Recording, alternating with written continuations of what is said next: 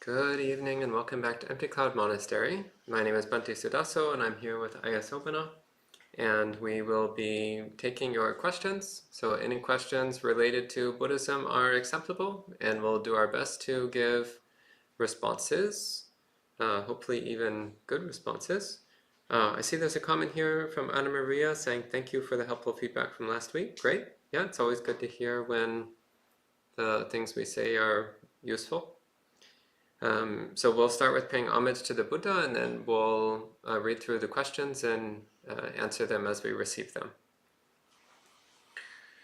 Namo tassa bhagavato arahato samma sambuddhassa. Namo tassa bhagavato arahato samma sambuddhassa. Namo tassa bhagavato arahato samma sambuddhassa. Buddhang dhammang sanghang namassami. Okay, well, first of all, hello to all the people checking in. Hello to Evgeny, Anna Maria, Richard, Mary, Lydia, Ryan, Kauser Friend, Maria, Sean, Diane, Bhavani, and everyone else that is joining in. It's good to see all of you here. First question here is from Evgeny, who says, are there any sentient beings that have reached Nibbana outside of the human realm? Yes, actually yes. So there's actually many suttas where it refers to devas who were following the Buddha's teachings and who attained all four stages of awakening, including full enlightenment from the Buddha's instructions. There's also a whole category of deva realms, the Suddhavasa, the pure abodes, which are inhabited by devas that are either non-returners getting close to full enlightenment or arahants who have already attained full enlightenment. So yes, absolutely, there are many accounts of devas attaining full awakening. I'm not aware of any of animals attaining awakening. I'm only aware of humans and devas. Do you know of any lower than human beings? No. I don't think so. Okay, good. Let's see the next question here. So Richard says, about nibbida, chanda, kama chanda, and sense restraint, I understand that nibbida is to not give your chanda, your consent to the 5 sense worlds to occupy your mind. Then in doing so, are we giving our chanda to the remaining 6th sense alone? So in that case, the pursuit of happiness in the 6th sense alone would be the path to Nibbana. But something contradictory to this would be that the Buddha taught sense restraint, which scope includes the 6th sense and also independent origination. The 6 senses lead to suffering. They're not something to pursue. And finally, the Buddha said, Sabbe Dhamma Nalaga Binavesaya, nothing is worth pursuing. So I'm a bit confused because some evidence says we should pursue the mind alone, but others say not to. Ayasobana? Okay, well, there's several points to clarify in this excellent question. First of all, giving one's consent to the senses, if we come back to the beginning question, so chanda, kama, chanda, and samvara are sense restraint, and nibbida are pulling ideas that came out of, sometimes they're presented each in its own sequence, and you're trying to integrate and put together teachings from several different places. That's a good thing to make that effort. So when you encounter an object with the senses, it's the delight and gratification, which is the danger, and you would like to avoid giving your chanda to following the delight and gratification in the sense object. So that's that part of it. Even the 6th sense, the mind alone, if it's misused, can be the cause of delight, gratification, and craving to arise. Even hatred could arise, just purely coming from the sixth sense. So it's not about which one of the senses. It's about giving into craving or having the mind get caught up in delight. So we would like to be cautious towards the senses. Then the next part, you said the sixth sense lead to suffering. I would say rather that the six senses are suffering. It's the fruit of preceding karma that we come to be a being who possesses the senses. And with the senses comes pleasant and unpleasant contact, which gets us in the samsaric conditioned world, the world of dukkha. But I wouldn't say that possessing the senses per se is a causative factor for suffering. The cause of suffering is craving. And then the last part. Yes, nothing is worth pursuing. So the whole path of training is gradually learning to see clearly and to let go. So while we are a trainee, we need to use the wholesome chanda to do the work to set up the conditions for the evolution of our awakening. But then, in the end, you have to become to let go of everything, able to let go of everything completely, and not to have any clinging attachment, no upadi towards any of the factors, as I understand it. So don't be afraid of a wholesome chanda. Chanda is a comically, it's a neutral term that, depending on what it's associated with, can be either beneficial or not beneficial. So use your good chanda to make right effort, but then be ready to let go.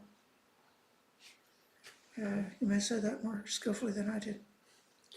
Yeah, it's very good. The one comment I would make, Richard, is your translation, Sabbang Dhammang Nalang Abhinavesaya, nothing is worth pursuing. It's a bit more specific. Abhinavesaya comes from the word nivesa, which means a settlement, which means in the sense of a home, a dwelling place. So when the Buddha is saying Sabbang Dhammang Nalang Abhinavesaya, he's saying you shouldn't settle on anything. Nothing is worth building your home on. Nothing is worth making it your permanent abode, your permanent dwelling place. So it's a bit more specific than saying nothing is worth pursuing. Rather, the Buddha is saying that you cannot have a solid, stable abode on anything in samsara. Nothing whatsoever is your final resting place, so to speak. Okay, and then the next question. And Richard, thanks for the great question. That was quite interesting. Richard says, just like there is a mortal side of us, is there an immortal part as well? If so, what does this mean, and how we should practice with this realization? So the Buddha said that there is that which is deathless, that which is undying, that which is outside the scope of birth and death, and that is nibbana, the ultimate, the unconditioned. And nibbana, however, is not you or me. There is no you or me to be found in nibbana, or anywhere else for that matter. So we can't really say that it's the immortal part of us, because it's not part of us. It's just the fundamental nature of reality. And the concept of things being part of us comes from our own delusion, our delusion that there is an us that is made up of specific components. So there is that which is immortal, that which is undying, that which is not subject to arising and ceasing, but it's nothing that you can see or hear or smell or taste or touch or think about. And it's nothing that can be found in body or mind. And it's nothing that you think is me or mine. I'd like to say something about trying to practice for on this reflection of the deathless. I think a person ought to be careful about that because we're so strongly programmed with our religious idea that you get a wonderful, holy feeling about a deathless existence, which is just a dangerous fantasy. So that's, you be careful about that. I think the contemplation on emptiness is the practical type of a meditation practice which is recommended by the Buddha and which is what gets us close to the to approaching the idea of the deathless without that danger of slipping into a fantasy. Yeah.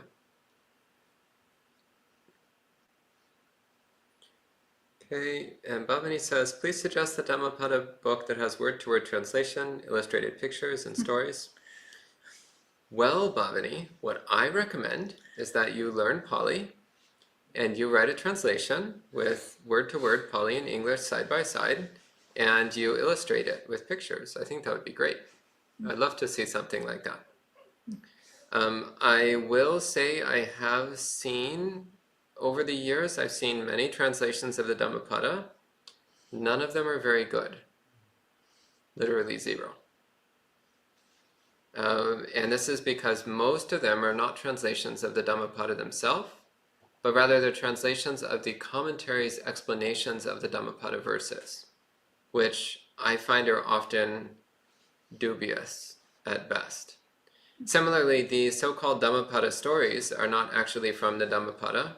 Again, they were produced about 1,000 years later in Sri Lanka, which doesn't mean they're bad stories. It just means that they're not anything the Buddha ever said. So the Dhammapada stories, I wouldn't touch them with a 10-foot pole personally. And translations, I have actually personally translated the Dhammapada, though it's not available online right now. I think only a part of it is available online. Part of it? About half of it. About half of it, yeah. And I did so precisely because I just wanted myself to understand what the Dhammapada actually says, because it's hard to find accurate translations of it, basically impossible. So I recommend learn Pali. If you want to know what the Dhammapada says, learn Pali and read it in Pali. There's no substitute. Okay? I love the Dhammapada stories.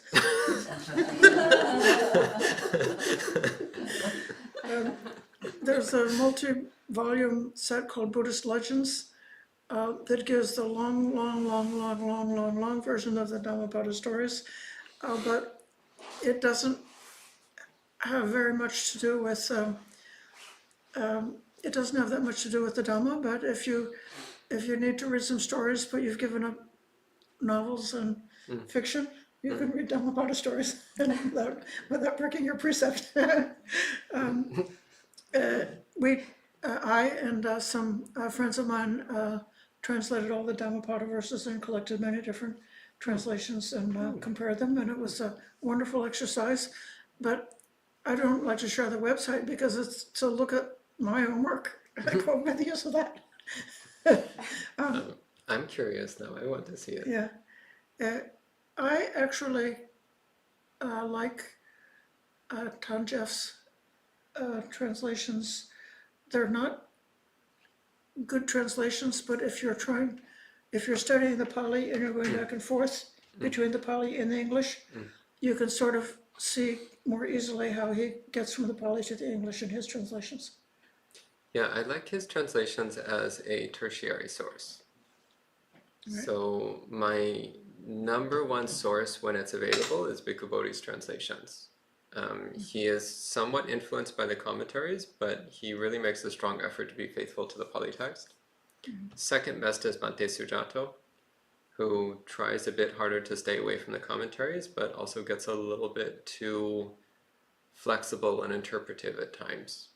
And then third would be Ajahn Jeff, who really makes an effort to stay faithful to the Pali, but I find his translations almost unreadable. Right. So, but those three together, you can actually get a relatively good picture of what the Pali text is saying. However, I don't think Bhante Bodhi has done a Dhammapada translation. No, he's not. Yeah. However, there's somewhere, last I checked, there were around 40 different English translations of the Dhammapada available. So you should have a lot of options to compare between.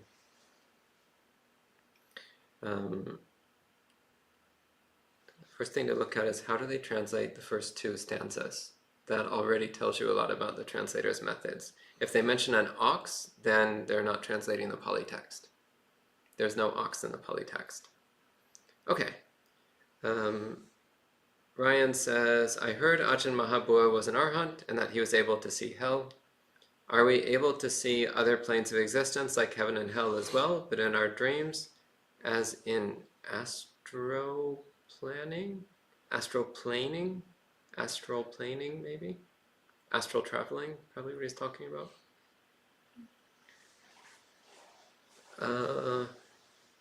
Well, first off, many people do believe Ajahn Mahabua was an arahant, but who knows?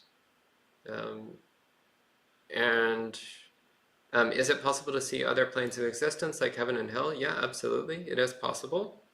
I would just watch out for the fact that most of the time when people think they're seeing other planes of existence, what they're actually seeing is their own florid imagination. So watch out for delusion and how delusion creeps in very easily in the form of imagination and daydreaming and fantasizing. And some people do have the ability to see other planes of existence, but often when people think they are, they're actually just watching their own imagination playing out in their mind. So I do recommend a bit of caution around those things.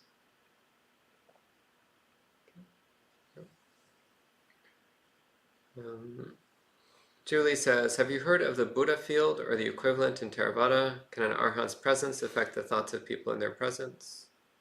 What do you think? I don't know what the Buddha field is, but being in the presence of an arahant would have a very powerful impact on the thoughts of the people in his presence.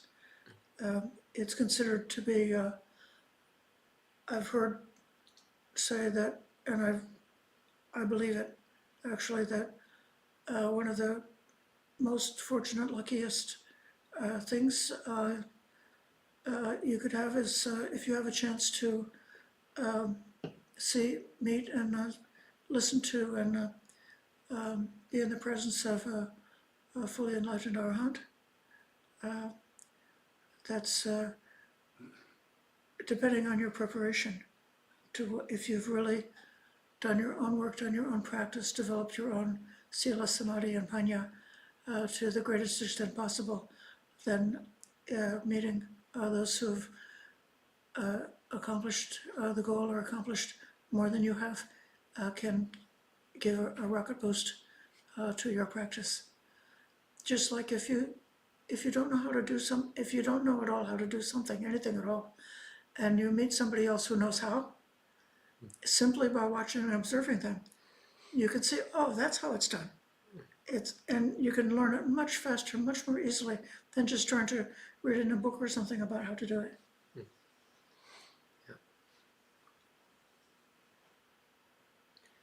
Okay, and Joseph says, would you speak on a teaching by the Buddha from Majjhima Nikaya 48? What's the name of that sutta? Says, when one is engaged in arguing and quarreling, one has not established bodily, verbal, and mental acts of metta. Probably the Kosambhya Sutta by the sounds of it. Does this mean one can't argue and be established in loving kindness at the same time? What do you think when you're engaged in disputes, arguments, contention, and mutual verbal assault? Have verbal actions, and mental actions based on loving friendliness been established in regards to your co-practitioners, both publicly and privately? And they say, certainly not, Bhante. So, Joe, I think you gave both the question and the answer. which is that when one is engaged in disputes, arguments, contention, and mutual verbal assault, then one is not established in loving kindness. That does seem to be the answer right there.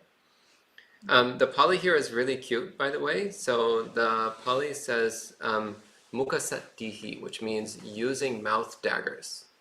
So talking to each other with mouth daggers. So it's translated somewhat blandly here as verbal assault, but it's more precise, like you're stabbing people with your words. So using verbal daggers. Yeah, I mean, of course, if you're using verbal daggers, of course you're not established in loving kindness. That said, you can have discussions, debates, even disagreements with someone while maintaining loving kindness. For example, I have stated my views on the Dhammapada stories. Ayasomana presented a different view, but I still have loving kindness. And so I think right there was a disagreement, but not a loss of loving kindness. So the kind of arguing that the Buddha is talking about is not just saying like, oh, you like the Dhammapada stories? Oh, I actually don't like them very much. He's talking more like, you're wrong, I hate you, everything you say is worthless, you're going to hell. Like, it's that kind of harsh, abusive kind of arguing, as opposed to an arguing which is an effort to come to a better mutual understanding or to express differing viewpoints. So it's possible to have a discussion where both people have different views, but it's done entirely with an attitude of kindness and benevolence. And it's possible to have a vicious, vile, aggressive, violent argument in which there is no trace of loving kindness. Okay.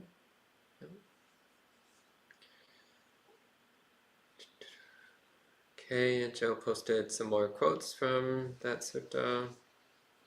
Okay. And Bari says, whenever I was in a monastery, I noticed that the monks often answered the very questions I was asking silently in my mind. Later, I found in the suttas that this is described as one of the iddhi. Could you please speak a little bit about this?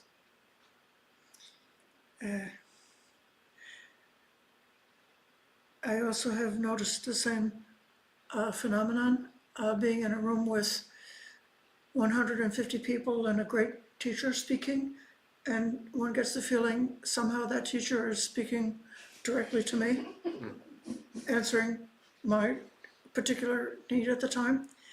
And I believe that this is doesn't have to be an iddhi or super normal power, but rather it's the power of the Dhamma, that the Dhamma is so universal, that there's many different angles and aspects of the Dhamma, but all of them are so universally beneficial that anybody listening could say, wow, this is beneficial to me individually where I'm at. Yeah. That said, it has also been my observation that as one grows in the practice, then one becomes extremely sensitive to the people around you. So you notice details that most people miss.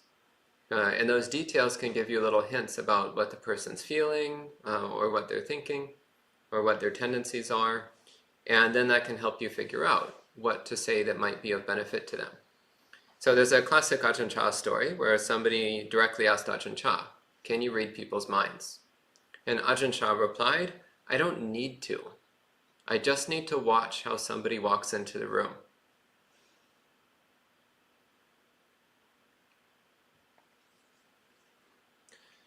Okay, so Richard says, in meditation, one of my main obstacles is something that for a long time I've identified as the third hindrance, dullness, alone without drowsiness. But asking monastics about this obstacle, I've come across that I should investigate it deeper, and in doing so I've come to the conclusion that perhaps I'm confusing that dullness with the second hindrance, hate towards experience. I say that because in accordance to the Buddhist similes of the five hindrances, it feels more like being sick than being in prison, because as being sick with that dullness, I can't enjoy meditation. Could you give some words on my investigation of that dullness? And if the third hindrance is only about dullness and not about dullness as only about drowsiness and not about dullness as I thought in the beginning, what do you think? In the metaphor of illness, it said that something which is a normal, healthy food could taste bitter to somebody because of their illness. So in the same way, it's like distinguishing what's beneficial or what's not beneficial is confused when one is overwhelmed by hatred or aversion. You're not able to enjoy things that are beneficial. So then, if a person is drowsy, they won't be able to hear the Dhammapada because they're dozing off, and then afterwards all the other students are saying, "Oh, what a great Dhamma talk! I really liked what he was saying," and then you feel sad because you missed it because you were dozing off. That's the metaphor that's given for that. But dullness or a lethargy of the mind, being not like present, not having the oomph to do that investigation, I think could be an aspect of dullness. I happen to complain to Bhante Gunaratana about this very problem, and he gave me an answer that I could share if it's not too long. Okay. And in my case, it's because of getting older. I don't have as much energy, and I need to make more actual effort to keep my mind sharp and active and engaged. Otherwise, the mind can become dull. And he suggested the part in the Anatalakkhana Sutta where you consider about everything, internal, external, gross or subtle, that's impermanent and not worth clinging to. And he gave me the job of like memorizing that and making it a project to memorize and recite that every day for a certain amount of time. So maybe the answer is for dullness is to have a teacher who will give you an inspiring project and motivate you to do it. But dullness is definitely, it's to me the opposite of investigation of dhammas and spiritual urgency. Yeah, I would just add to that I do think there can be a connection between aversion and dullness, and that when we hate our experience, one of the ways that we try to escape it is in fact by blurring out. So that can be, actually practicing loving kindness can sometimes lead to an increase in energy and alertness because it means we actually want to be present with our experience. We're enjoying our present moment experience, so then we actually want to be fully awake and alert. So you could actually try practicing loving kindness as well and see if that helps to indirectly remedy your dullness. Okay, and then we have a question from Rebecca, who says, there's been a lot written about the Ecodharma movement recently since Joanna Macy passed away. How do you view this, and is it a logical extension or aspect of the Buddhist teachings? I mean, I've never actually studied the Ecodharma movement, and I vaguely remember hearing about someone named Joanna Macy, but I don't know anything about them. So I'm not really qualified to talk about this because I don't really know anything about it. Do you know anything about this? Well, I know that our good friend Ayasujita at the Aloka Santachita. Santachita at the Aloka Earth Room is one of the leading Bhikkhuni teachers on this aspect. And the Buddha advised not to harm living beings and not to harm plants. And so protecting the environment is fundamental to our sila. Yeah, it's an aspect of compassion. Yeah, it's recognizing that the decisions that we make can either benefit many living beings or harm many living beings. So if we act in ways that are harmful to the environment, then we are causing harm to many living beings, both human and non-human. And if we try to repair and support the environment, then we are benefiting many sentient beings, both human and non-human. So that definitely some degree of ecological responsibility is a function of compassion. Okay, Evgeny asks, how do I show proper reverence to the people I really love and admire without creating craving for them within myself? Yes. That's exactly the danger of developing loving kindness towards the dear person, is that you want them to love you back. And so it has the danger of creating that craving. If you visualize their death, their impending death, and especially the asava practices that go from the horrible feeling down to being very calm and equanimous, as it's given in the Satipatthana, that has been suggested as a kind of a contemplation to get over their tendency to have a greedy quality in relationships to those we love.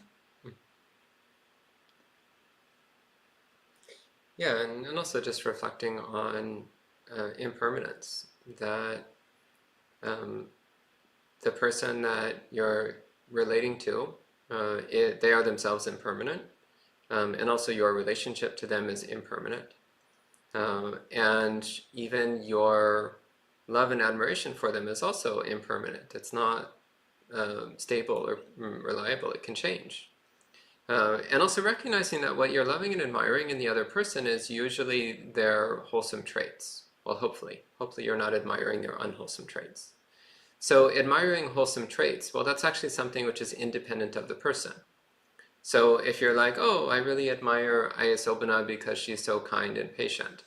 Well, what you're admiring is kindness and patience. And then you're like, actually, I know other people who also exhibit kindness and patience. And in fact, kindness and patience are two of the qualities of awakened beings, of the Buddha. So then it becomes a bit depersonalized. Rather than being about fixation on a specific individual person, instead it's about admiration for wholesome Dhamma qualities. And we start looking for those qualities in other people. We're like, oh, Venerable Xinghui. Ah, patience and kindness. How lovely.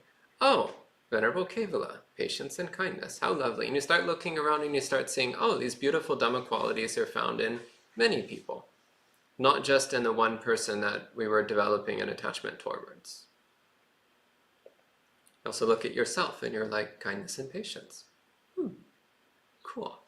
So you start looking around and you start saying, oh, it's actually the Dhamma qualities themselves that are worth admiring and praising. Okay. Kauser friend says, I find that when I see that something is directly harmful and is causing suffering, like anger, I can let it go by seeing that in the moment. But this is harder when the harm is indirect. Like love for food in the moment of indulgence does not feel as suffering. Suffering comes later. What is the proper way to reflect on pleasant things that lead to harm later? What do you think? Yeah.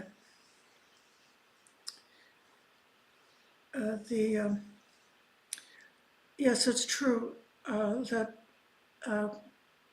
pleasant feeling is trickier because with pleasant feeling, an ordinary ignorant person just wants to keep it. Whereas with an unpleasant feeling, even an ordinary person wants to get rid of it. So the pleasant feeling has got a tricky and deceptive quality like that, and it has the danger of being sucked in. So just acknowledging and being aware of that is a starting point to being wise when approaching the things that are pulling us. When you speak about the moment of indulgence, for a lot of people, eating food is not experienced as indulgence because the way their body is or the way their psychology is, food is not really that great for them. And so you're just like, they have to eat, you have to eat in order to live. So it's done more as a necessity and not so much as like a danger of falling into sensual craving and all of that. So it's the craving, the delight, and the obsession, which is as the danger there. And so if you study what's that's like, what's the craving like, what is it, the delight like, what is the gratification like, how do those things feel? You study those things until you'll learn how to recognize them. It's like if you're studying in nature, if you're studying bird watching or something, after you've learned, when you're trying to learn the birds, it takes a lot of effort. But once you know them, you just see one at a glance from a mile away and you know exactly what it is. So you want to learn those dangerous tendencies so well that when at a mile away it comes up on the horizon and you can see it. And then if you see it, then you can be taking care of it, not let that overwhelm your mind. But if the food is too much danger, you could try having a food that was more simplified and not so enchanting. If you're some sensual object which is really too overwhelming for you, that you can't stop yourself from being overwhelmed, then you might consider avoiding that. We can't avoid food completely, but there are a lot of things that we can avoid if we need to. Yeah, and I would just add to that the dukkha aspect, the discomfort of desire and obsession and attachment, that's already there. It's just that as Ayasobana was saying, we tend to focus on the pleasant experience and to ignore the discomfort of the desire and attachment in the mind. So if you pay attention to the discomfort of the desire and obsession and fixation, then that can help you stay aware of that even while you're having pleasant sensations, which might otherwise distract you from that. Okay, Moraya says, how can I overcome a tendency towards laziness and indulgence? Contemplating death doesn't seem to be helping, nor does noting my state of mind or feeling. I think I might want to exercise regularly to generate more mental and physical energy. Would this be against the Buddhist practice in any way? Well, first off, there's nothing wrong with doing physical exercise to maintain your health, and definitely physical health does tend to also aid mental wellness to some degree. So I don't see anything anti-Buddhist about keeping your body reasonably healthy. I wouldn't get super obsessed about it, but it's definitely doing a bit of exercise is nothing wrong with that. As for dealing with laziness and indulgence, so you said contemplating death isn't helping, nor does noting state of mind or feeling. Well, sometimes what does help is to deliberately cultivate the pleasant side of practice and focus on the pleasantness of it. For example, practicing loving-kindness meditation and noticing how joyful the mind feels when it's immersed in loving-kindness. Or cultivating samadhi and noticing how pleasant the mind feels when it's peaceful and stable and alert. Or doing good things for other people and reflecting on your own goodness and noticing how happy the mind feels when you do acts of kindness and generosity and reflect on it. So cultivating the pleasant, joyful sides of practice. Another thing which can really help is doing devotional practices. Do bowing, do chanting, chant with heart, chant with genuine emotion. So instead of just being like, okay, Namo Tassa Bhagavato Arahato Samma Sambuddhassa, is this over yet? Instead, actually put some heart into it. It's like, what are we doing? We're paying homage to the fully enlightened one. We're paying homage to the most amazing, incredible, superhuman, imaginable, who also used to be just like us, but now has purified his heart to the point where it's completely pure, where its nature is completely refined wisdom and compassion. Not a shred of hatred, not a shred of desire, not a shred of confusion. Wow, what an incredible being. How I admire that kind of being and how I want to be like them. And then with that kind of attitude, it's like, Namo Tassa Bhagavato, like you just pour your heart into it, into really using the chanting, the bowing and chanting as a way of cultivating that attitude of respect and devotion, that joyful admiration and devotion. And noticing what that does for your practice. And you'll notice, most likely, that it makes you more energetic and committed in your practice. And you might actually find that you start to really like doing bowing and chanting. In fact, you might even want to do hours of bowing and chanting every day, which is perfectly fine. Actually, one of the nicest retreat experiences I've had was unexpectedly a Mahayana Pure Land retreat, which I didn't actually know I was going to be in a Mahayana Pure Land retreat. I was just going to stay at a monastery. And when I arrived, they were like, surprise, Pure Land retreat starting today. And I was like, okay, guess I'm doing a Pure Land retreat. And it's huge amounts of bowing and chanting with only a couple hours of sitting meditation. And I found it was actually really, really good for my practice at the time. So doing a lot of bowing and chanting and devotional exercises really helped to cultivate a joy, a brightness, an enthusiasm, which then made the periods of sitting meditation much stronger. So sometimes that's what you need to do if you want to perk up your practice a bit.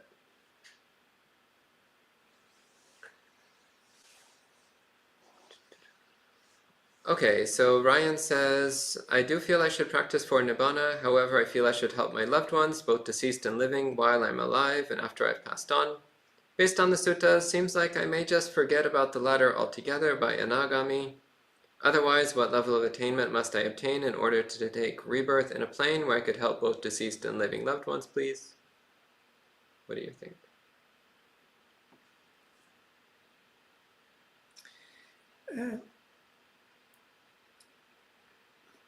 Most of the actual practice that we have to do, it's happening in samsara because that's where we are now. And I think it's good to remember that the work we have to do is to develop wisdom in connection to our experience in samsara. And then the awakening nibbana is something that comes naturally as a result, but it's not something because we set a goal and are striving to use our willpower to get a goal. Having said that,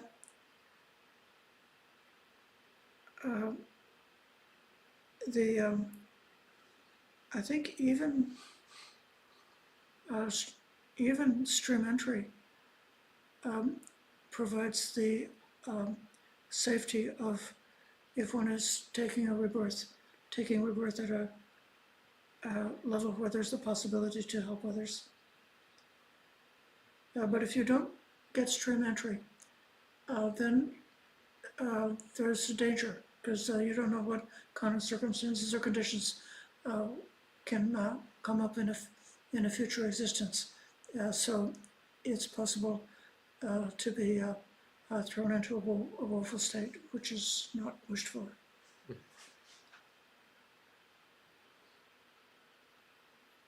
Okay, and Cynthia asks, is there any way to be around an opinionated person that you don't agree with? Yes. First of all, do lots of loving-kindness meditation. And second, don't argue with them. When they say something that you don't agree with, just say something like, oh, okay, yeah, thank you. Yep, and then talk about something else. And always look at them with eyes of friendliness. Doesn't matter what they're saying. What they're saying is not relevant. What's relevant is that when you're around them, your practice is to cultivate kindness and friendliness and tolerance and patience. And don't get sucked into arguing about anything, ideally. Don't waste your time. Don't generate hostility. Just don't go there. It takes two people to argue. So if the other person wants to argue, well, that only works if you also want to argue. Okay? Okay, Julie says, did the Buddha teach about whether an arahant must have metta and or compassion to reach the final stage of enlightenment? Is it a prerequisite to have compassion for all beings? Aisopana? Compassion is part of the second factor of the Noble Eightfold Path of right thought or right intention. And so I believe that the Buddha taught that following the full path is the correct way to obtain enlightenment. So definitely metta is part of enlightenment. And metta is not just a practice for babies because it's in the second factor of the path rather than be the sixth or seventh factor. Even all the way along, metta is the balancing point and a protection against a conceit or protection in many different ways for a practice. Yeah, and I think it's worth pointing out that ultimately Buddhism is about overcoming self-centeredness. And one of the most direct ways to overcome self-centeredness is by practicing compassion. Okay, and continuing on that topic, Philurian says, I want to have compassion for people, but it often goes hand in hand with pity and tears, being moved. How can I have more equanimity in the face of others' suffering? Right. Visualize the end of their suffering. Visualize what will happen when the factors that are making them suffer can be resolved and they will be able to emerge from suffering. So that way you would protect yourself from getting what's called compassion fatigue, that if your compassion is based on distress, but then you see or hear about distressing things so much, eventually the feeling or the emotion of distress sort of like wears out just because you've had too much of it and you don't notice it anymore. The same way if you were eating something sweet and after you ate so much sweets for a long time, it wouldn't taste sweet anymore because you'd just be tired of it. You wouldn't be able to notice it anymore. So compassion is not based on feeling. It's an intention, and the intention of compassion is that a person who has dukkha can come to the lose the cause of dukkha and come to the end of dukkha. So keeping the reflection that way keeps your own state equanimous.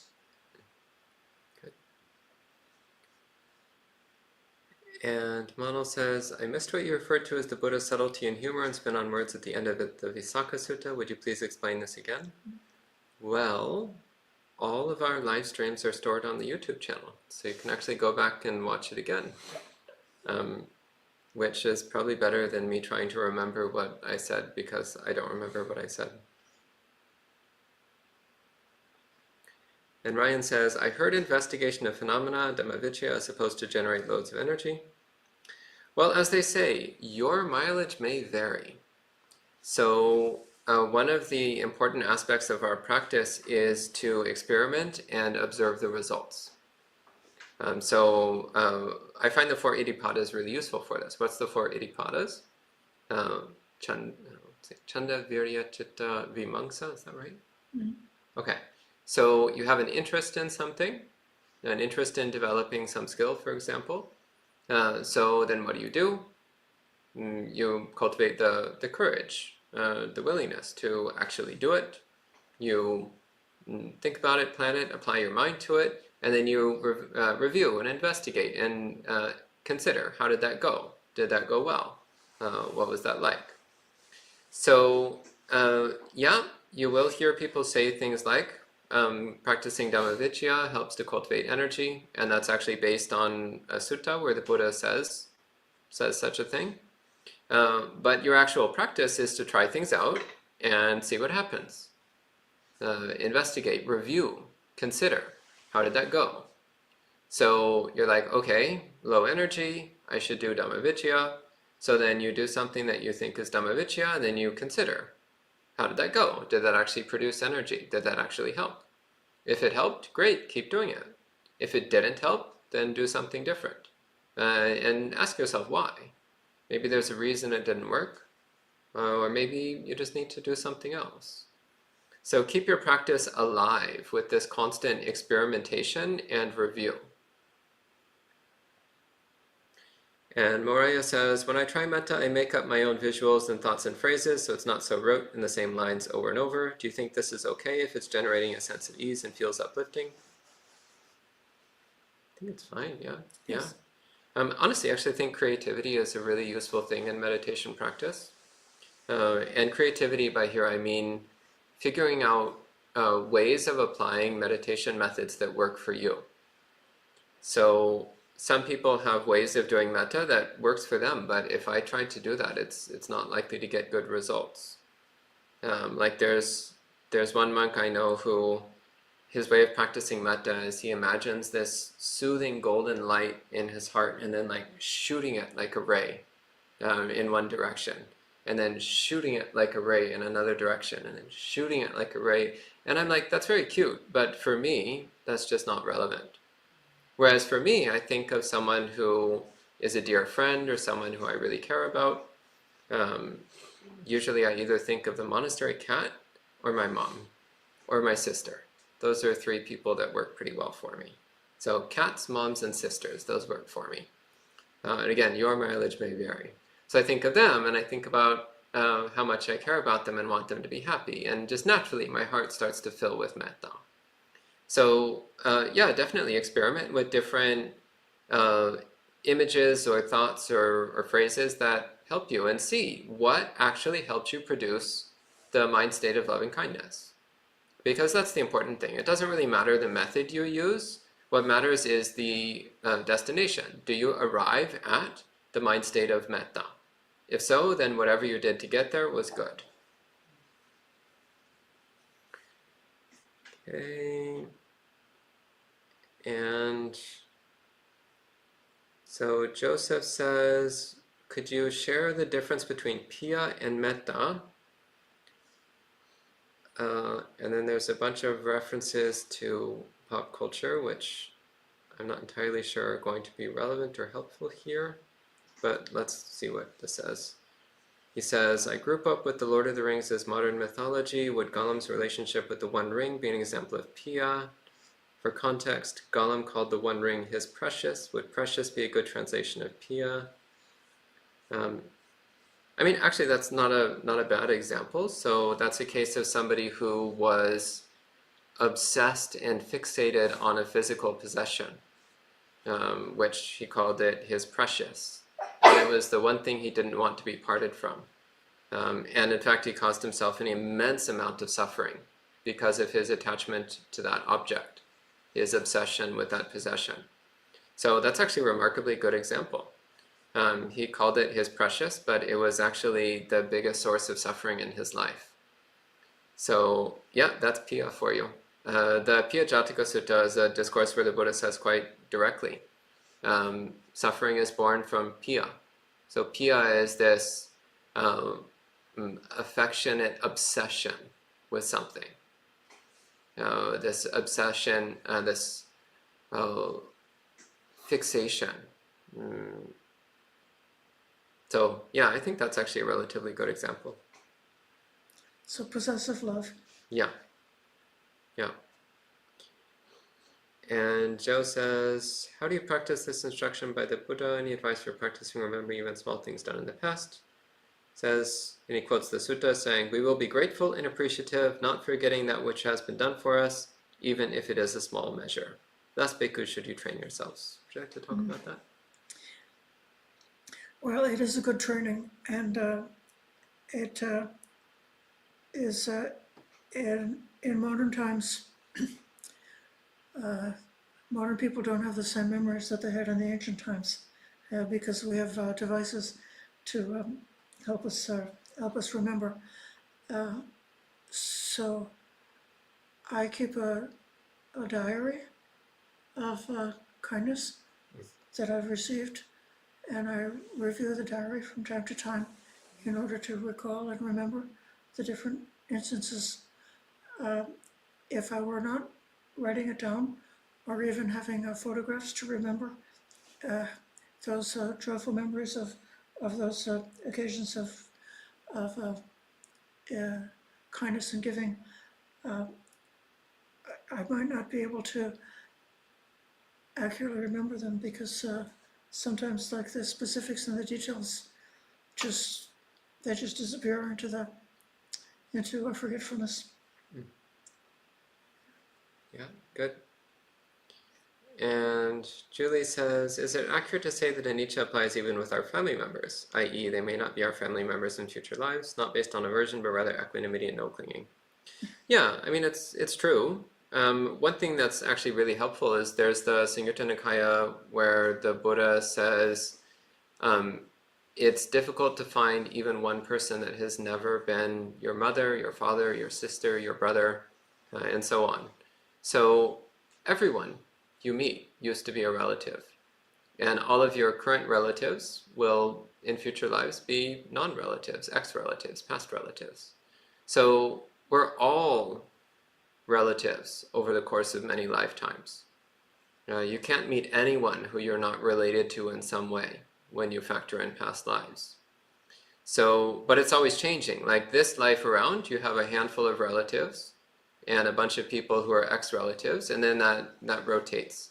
So next life you'll probably have different relatives, and your current ones will be ex-relatives and so on. And yeah, that can help you reduce clinging to your current relatives, because you recognize it's not a fixed position, it's more like a rotating role. Like this time around we're playing brother and sister, but last lifetime around we were playing different roles. And Moria says, can you please describe how one might know if there's an unskillful amount of clinging to views and practices, even ones which might be related to the Dhamma?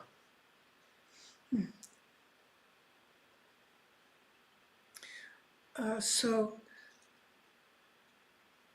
anytime your views and practices cause you to be angry, cause you to be irritated with yourself and with others, I think it's likely that you've gotten the wrong end of the stick. And the idea that